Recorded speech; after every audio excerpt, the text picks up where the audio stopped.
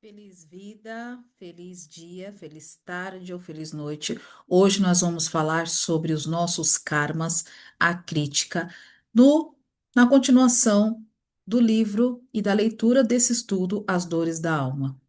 No capítulo de hoje nós vamos entender que não é só karma, não é só os nossos feitos, o nosso juízo de valor, a nossa crítica também pode se tornar um karma na nossa vida. Hoje nós vamos estudar o capítulo A Crítica, capítulo um. Nós teremos, deixa eu dar uma olhada aqui, dois capítulos para estudar sobre as dores da alma, a crítica. E hoje o capítulo começa assim: karmas são estruturados não somente sobre os nossos feitos e atitudes, mas também sobre as nossas sentenças e juízos, críticas e opiniões.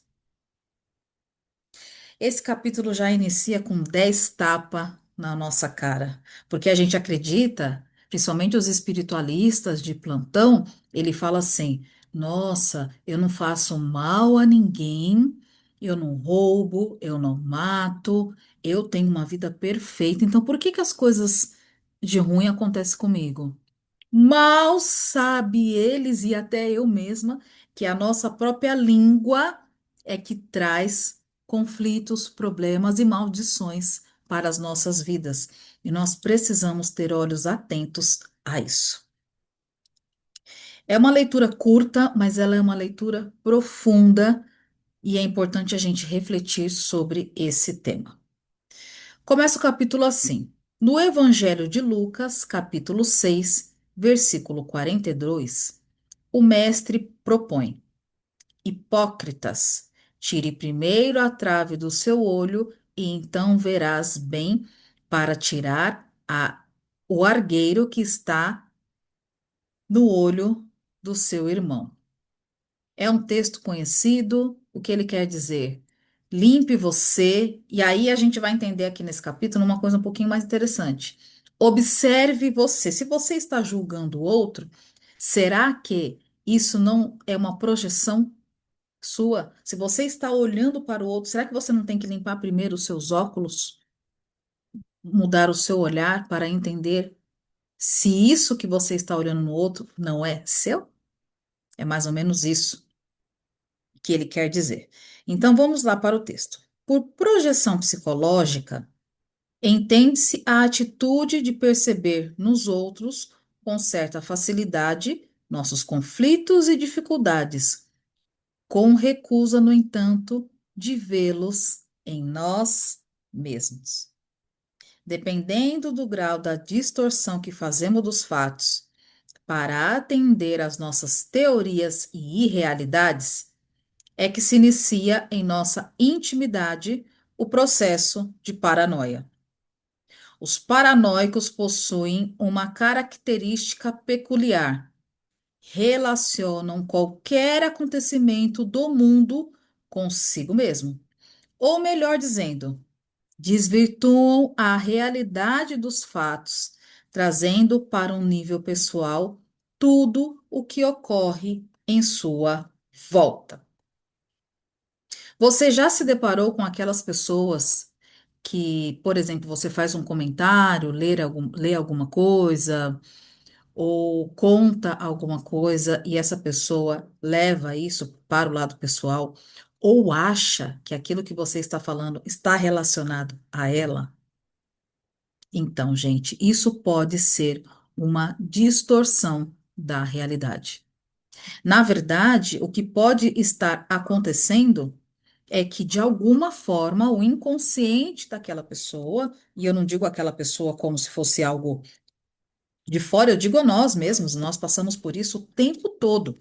O tempo todo nós estamos sendo projetados. Esses dias, inclusive, eu conversei com uma amiga e ela falou assim: Nossa, Érica, tem uma situação da minha vida que eu sempre achava errado o jeito de você fazer, ou eu não concordava, ou alguma situação assim, mas graças a Deus, com o autoconhecimento e com o conhecimento das coisas, eu percebi que aquilo que eu criticava em você, na verdade, dizia mais sobre uma ineficiência minha, ou de uma inabilidade minha, ou algo que eu gostaria de fazer e não estava conseguindo.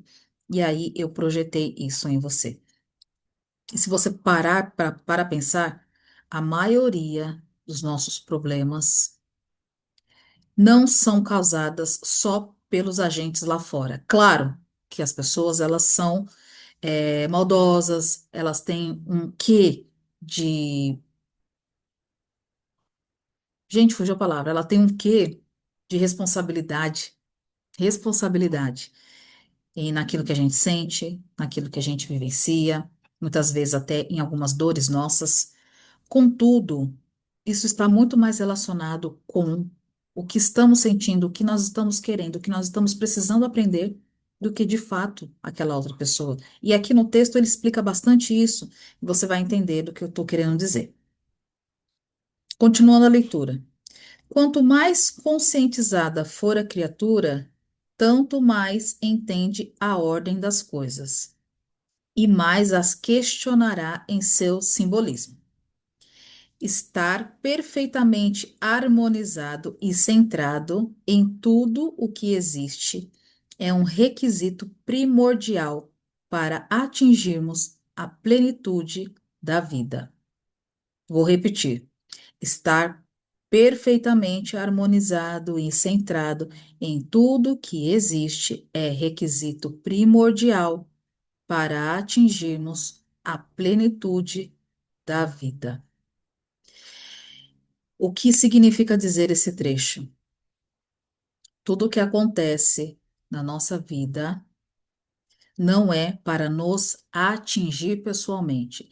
Ele está a serviço da vida. E se nós conseguirmos ter olhos de ver e de compreender e de nos manter centrados e harmonizados, aconteça o que acontecer lá fora, não importa. Aconteceu algo que aconteceu lá fora e você está centrado e harmonizado dentro do seu eu interior, isso significa dizer que aos poucos você vai criando essa habilidade, essa virtude, essa capacidade, e isso vai te dando a sensação de ter bem-estar e de ter plenitude na sua vida. Por que que nós ficamos ansiosos? Porque tudo que acontece do lado de fora nos abala, nos tira da nossa harmonia. Você está aqui harmonioso, quietinho. Acontece alguma coisa, alguma criança grita no seu condomínio, toca o telefone, um grupo no WhatsApp fala alguma coisa que você não gosta, ou alguma coisa acontece na televisão que você não gosta, e isso te desarmoniza. Quando isso te desarmoniza, quando as coisas externas te desarmonizam, significa dizer que você não está tendo posse da própria vida. E isso é muito sério. Então, a ideia desse pequeno trecho você precisa se questionar, sim, por que que as coisas tiram você da sua ordem? E se elas tiram, qual é o propósito? Qual é o motivo? Aonde que isso está querendo te levar para em qual lugar? Para qual lugar? Entende isso? Continuando a leitura. Tudo que criticamos veementemente no exterior, encontraremos em nossa intimidade. Isso nos leva a entender que o ambiente em que vivemos é, em verdade, um espelho onde nos vemos exatamente e realmente como somos. Eu vou terminar aqui mais um parágrafo, vou ler mais um parágrafo. Se na exterioridade algo de importuno estiver ocorrendo conosco ou chamando muito a nossa atenção, é justamente porque ainda não estamos em total harmonia na interioridade do nosso ser. Significa que devemos analisar melhor e estudar ainda mais a área correspondente no nosso íntimo. Gente, um dia desses, vou dar um exemplo de uma cliente, mas eu tenho vários exemplos para contar de mim mesma. Uma cliente falou assim: Nossa, tem um profissional seu que eu não gosto. Aí eu falei, por quê? Esse profissional é tão legal dentro do Hospital da Alma, dentro da clínica, nós temos diversos terapeutas. Porque no fundo, no fundo, essa pessoa me provoca de um jeito, porque no fundo eu gostaria de ser exatamente como essa profissional é. E eu não consigo. Então, eu prefiro não fazer mais a terapia com essa profissional, porque ela me incomoda neste nível. Ou seja, o que essa crítica, o que esse acontecimento nos mostra? Que no fundo, essa cliente gostaria de desenvolver a mesma capacidade que aquela outra, que aquela terapeuta tinha, contudo, ela não conseguia. Por que que ela não conseguiu? Porque algo precisa melhorar dentro dela. Ela precisa desenvolver essa capacidade. E como ela não tinha essa capacidade, ela resolveu se afastar. E nós fazemos isso o tempo todo. E aqui no livro, no finalzinho, é muito legal o que eles falam. Então, veja só. Vejamos o que dizem os embaixadores do bem sobre quem analisa os defeitos alheios. Incorrerá em grande culpa se o fizer para criticar e divulgar, porque será falta de caridade. Se o fizer para tirar daí proveito, para evitá-los, tal estudo poderá ser de grande ou de alguma utilidade. Ou seja, se você fala aquela situação que aconteceu com você, você conta isso para alguém, como uma forma de apenas criticar ou divulgar ou até criar aliados, você viu fulano, o que que fulano fez? Esse fulano aí, você viu para criar uma comunidade dos falando mal dos outros? Isso é que vai trazer o karma para você, porque a falta de caridade não é você não fazer mal, é você deixar de fazer o bem. Você e eu, né, gente? Porque eu tô falando de você, mas na verdade eu tô falando de mim também, tá? Então, quando nós deixamos de fazer o bem, nós já estamos criando karma. E deixar de fazer o bem pode ser divulgar, criticar, falar mal do outro. Agora, se você o fizer compartilhar uma situação apenas para tirar proveito e para utilizar como estudo, para uma melhoria sua futura, para um aprendizado da família, para um aprendizado daquele grupo ou daquela amizade, ok, isso não vai estar fazendo você estar no mal. Porque o mal não é o mal que a gente pratica, o mal é a falta de fazer o bem. E se você não está fazendo a caridade, automaticamente você já está no mal.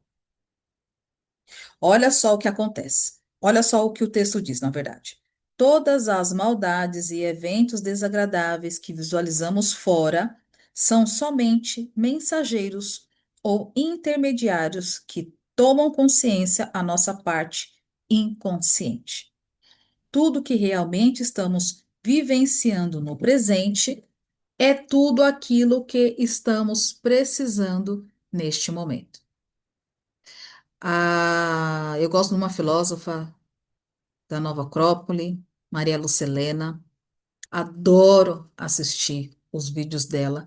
Maria Lucilena, se um dia você escutar esse vídeo, um beijo no seu coração. Você me ajuda muito com as suas falas, com as suas reflexões, com as suas ideias. Um dia, quando eu crescer, eu quero me tornar assim, ter esse nível de clareza mental como você. Ela fala o seguinte: como as pessoas perguntam para ela, como que você pode perdoar alguém? Como você pode se libertar da mágoa? E ela sempre diz, através da filosofia, através de vários filósofos, de vários conceitos que ela aprendeu, que é o seguinte: bom, se aquilo aconteceu com você, com aquela pessoa, é porque estava no seu caminho acontecer para você crescer e se desenvolver como ser humano. Se não fosse aquela pessoa que você passaria por isso, seria outra pessoa. Então, se você aprendeu com aquele fato, agradeça e siga em frente. É mais ou menos isso que este capítulo, este texto está falando. Se estamos vivenciando no presente algo desagradável, é porque aquilo é justamente aquilo que estávamos precisando neste momento. Ou seja, Deus utiliza as pessoas mais próximas e mais fáceis para a gente evoluir e crescer.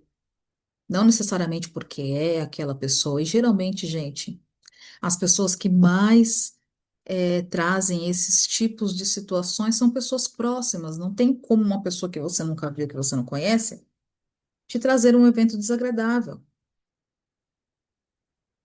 E a minha filha está descendo aqui com toda a velocidade do mundo só para atrapalhar o meu vídeo, mas eu não vou parar de gravar e espero que vocês também não tenham ouvido esse espaço, essas marchas. Tum, tum, tum, tum. Viu, filha? A mãe tá gravando e não é de edição, tá?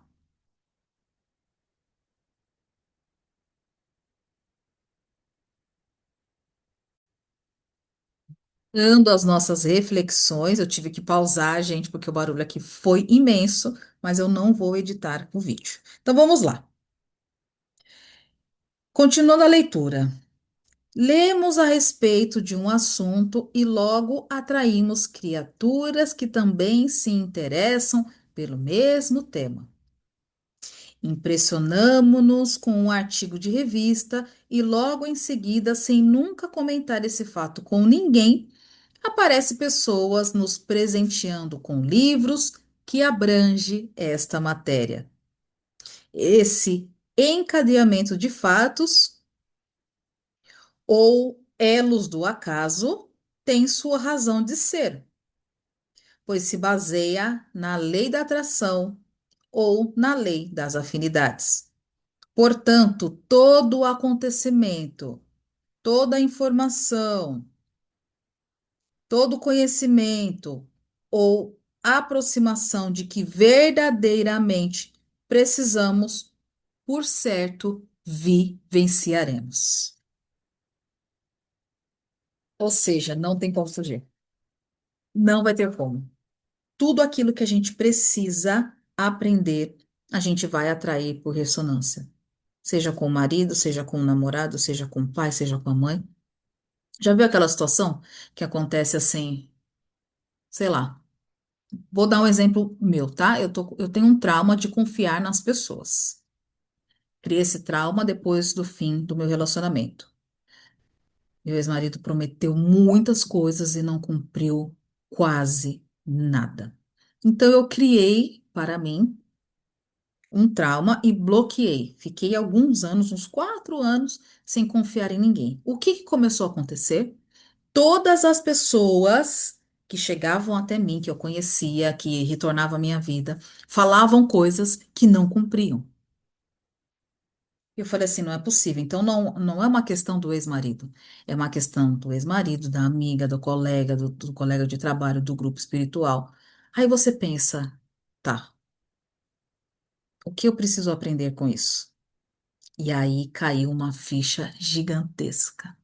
No fundo, eu queria segurança nos relacionamentos, na amizade, nos grupos, que eu não oferecia para mim mesma. Eu queria que o outro fosse comprometido com as suas promessas, com aquilo que a pessoa falava que ia fazer, sendo que eu mesma não era 100% comprometida com a minha fala, com os meus desejos, com os meus sonhos, com as minhas realizações.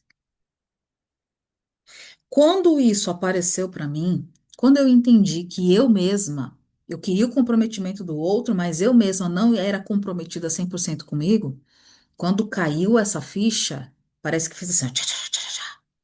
Esses eventos pararam de acontecer. Agora, como eu estou 100% comprometida comigo. Estou aprendendo a falar não porque eu estou comprometida comigo. Estou aprendendo a falar sim para mim e não para os outros. Estou aprendendo a falar não para mim também quando eu preciso fazer outra coisa. Então, como eu estou mais comprometida comigo, o que acontece em ressonância, as pessoas também são mais comprometidas comigo.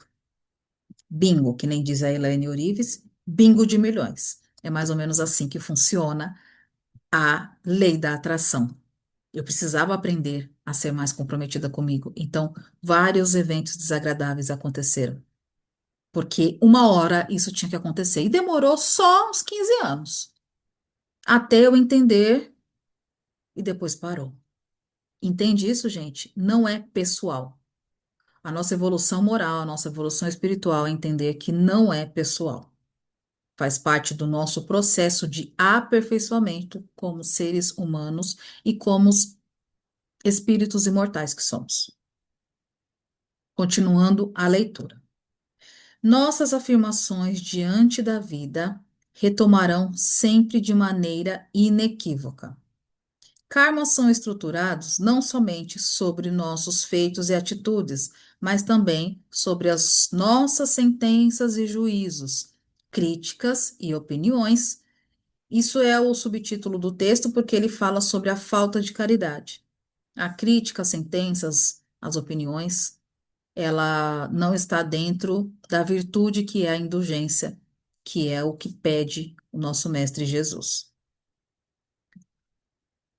Os verdadeiros efeitos sonoros do eco são reflexões de ondas que incidem sobre um obstáculo e retomam ao ponto de origem. Ana- Analogamente, poderemos entender o mecanismo espiritual de funcionamento da lei de ação e reação em nossas existências. Atos ou palavras repetidas sucessivamente voltarão ecoando sobre nós. São vereditos, ressoante de nossas apreciações e estimativas vivenciais. Todas as nossas suspeitas sistemáticas têm raiz na falta de confiança em nós mesmos e não nos outros. Que foi a história que eu contei para vocês em relação a o que eu percebi de mim mesma. Acontece o seguinte: existe dentro da comunicação, o pessoal fala que existe a profecia autorrealizadora. O que que seria essa profecia autorrealizadora? Atos e palavras repetidas sucessivamente. Você não presta, você não presta, você não presta, você não presta. Você cria um eco naquela palavra, na pessoa, você começa a jogar isso no universo. Essa pessoa compra o seu ponto de vista e realmente ela acaba agindo exatamente com você da forma que você falou para ela.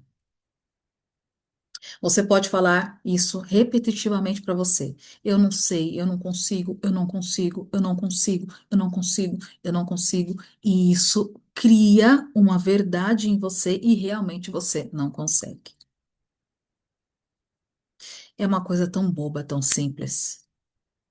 E eu falava assim para minha filha mais velha: você é bagunceira, meu Deus, você é bagunceira, como você é bagunceira, não faz bagunça. Quanto mais eu falava, mais bagunça acontecia, porque o universo precisa devolver para mim aquilo que eu estou jogando no ar. Ela mudou de casa, está morando com o pai dela, deixou de ser bagunceira porque ela não tem esse estímulo. Olha que interessante.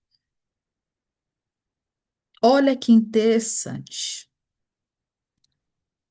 Então, gente, esse livro ele é tão antigo, ele é muito antigo, mas ele parece muito atual. Porque é exatamente isso que a gente vivencia, é exatamente os problemas que acontecem aqui no Hospital da Alma, o que as pessoas trazem de problemas, é exatamente isso. Coisas que nós não enxergamos em nós. Então, olha só que interessante os exemplos que ele dá. Então, todas as suspeitas sistematizadas têm raiz na falta de confiança em nós mesmos e não nos outros.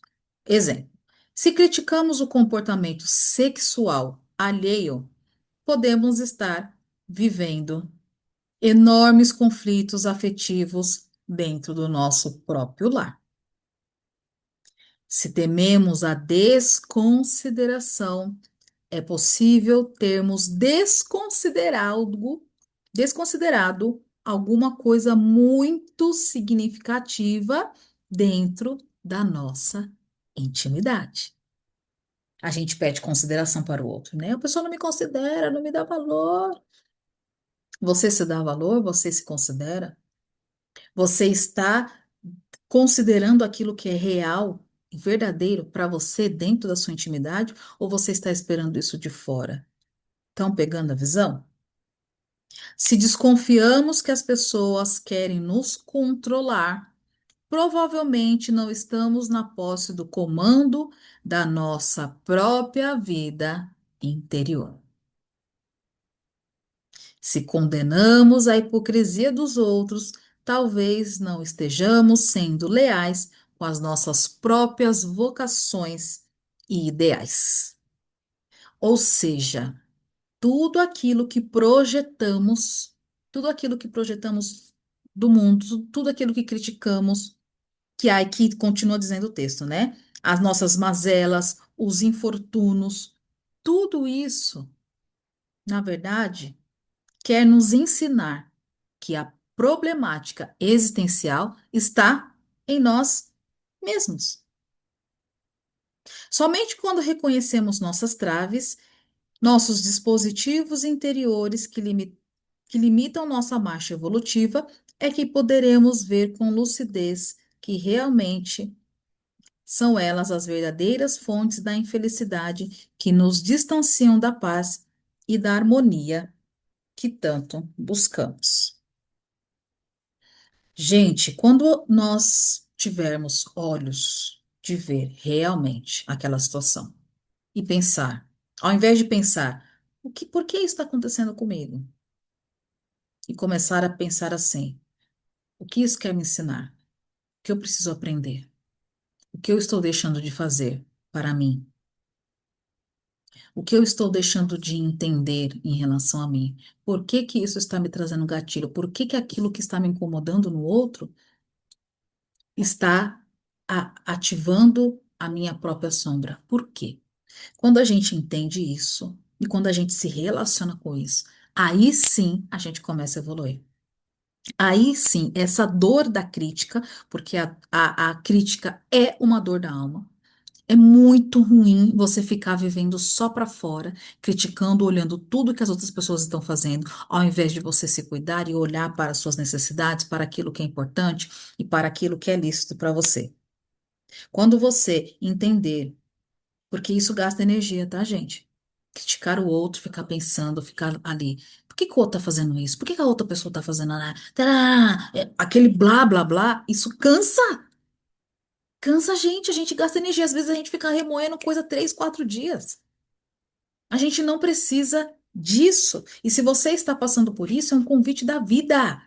É um convite do nosso Pai Criador, nosso Mestre, falando o seguinte: poxa, se você está tão incomodado com aquela pessoa, o que em você precisa resolver? O que está ecoando dentro do seu ser, dentro do seu eu mais profundo?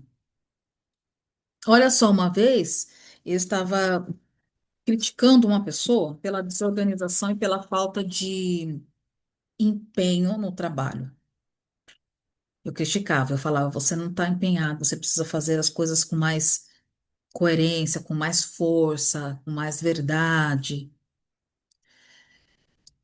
E a pessoa falava, mas eu estou fazendo, do meu jeitinho eu estou fazendo. Aí eu pensava, gente, por que que isso está me incomodando tanto? Porque no fundo, no fundo, eu estava deixando de fazer as minhas próprias coisas, as minhas próprias situações no meu lado profissional, e eu estava projetando isso para o outro. Eu queria que o outro fizesse aquilo, porque na verdade eu não estava fazendo. Quando eu comecei a fazer isso para mim, dentro do Hospital da Alma, nunca mais eu tive nem tempo, nem paciência. Eu não tive necessidade de olhar para aquilo mais. E aquilo curou em mim. Então, esse é o recado que fica no nosso programa As Dores da Alma. A crítica, as opiniões, tudo aquilo que sai da nossa boca, que não é caridade, que não traz a benevolência, que não traz a indulgência, pode sim causar um trauma para nós. Eu te vejo no próximo vídeo, onde nós vamos continuar no capítulo Crítica. E nós vamos falar sobre aquele que fica vigiando e espreitando sem interromper os problemas alheios. Pode ser que esta pessoa não está conseguindo olhar para a própria vida, então ela prefere, como dá muito trabalho, às vezes, olhar para a nossa vida, a gente prefere olhar para a vida dos outros. Eu te encontro no próximo vídeo falando sobre as dores da alma. Siga aqui a gente no canal do YouTube, nas redes sociais, e se você precisar de um profissional para ajudar você a elaborar aquilo que você é, chame a gente aqui nesse canal. Um beijo no coração e até breve.